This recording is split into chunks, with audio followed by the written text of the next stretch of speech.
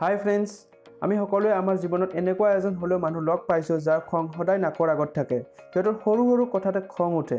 আপোনাৰ মনত নিশ্চয় এবাৰ হ'লেও এনেকুৱা ভাৱ উৎপন্ন হৈছে যে কিয় এই মানুহজন ইমান খঙাল, এই মানুহজনৰ প্ৰব্লেম কি? আজিৰ এই ভিডিঅ'টোত মই এই প্ৰশ্নটোৰ উত্তৰ দিবলৈ গৈ আছোঁ, গতিকে ভিডিঅ'টো শেষলৈ চাব। খঙাল হোৱাৰ মেডিকেল কাৰণ হ'ল কিছুমান বেমাৰ, hyperactive thyroid, cardiovascular disease, diabetes আৰু ডেমেনচিয়া আদি প্ৰব্লেমৰ কাৰণে এজন মানুহৰ খং বেছি হয়। এই বেমাৰবোৰৰ বিষয়ে যদি অধিক জানিব বিচাৰে গুগলত চাৰ্চ কৰি চাব পাৰে।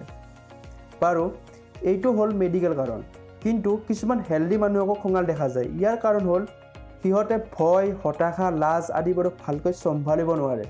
সিহঁতে যেন পৃথিৱীখনক কণ্ট্ৰল কৰিব বিচাৰে কিন্তু নোৱাৰে আৰু নিজকে বিফল অনুভৱ কৰে। সিহঁতৰ কিবা ভুল হ'লেই বেলেগক দোষাৰোপ কৰে।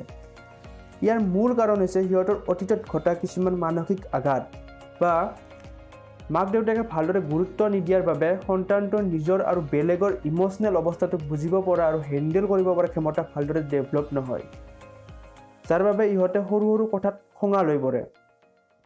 খঙে অন্য মানুহৰ তুলনাত খং কৰা মানুহজনক বেছিহে ক্ষতি কৰে।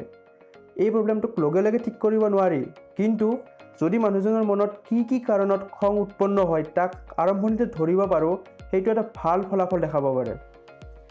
আপুনি যদি খং কমোৱা কোনো আইডিয়া জানে কমেণ্ট বক্সত শ্বেয়াৰ কৰিব নাপাহৰিব।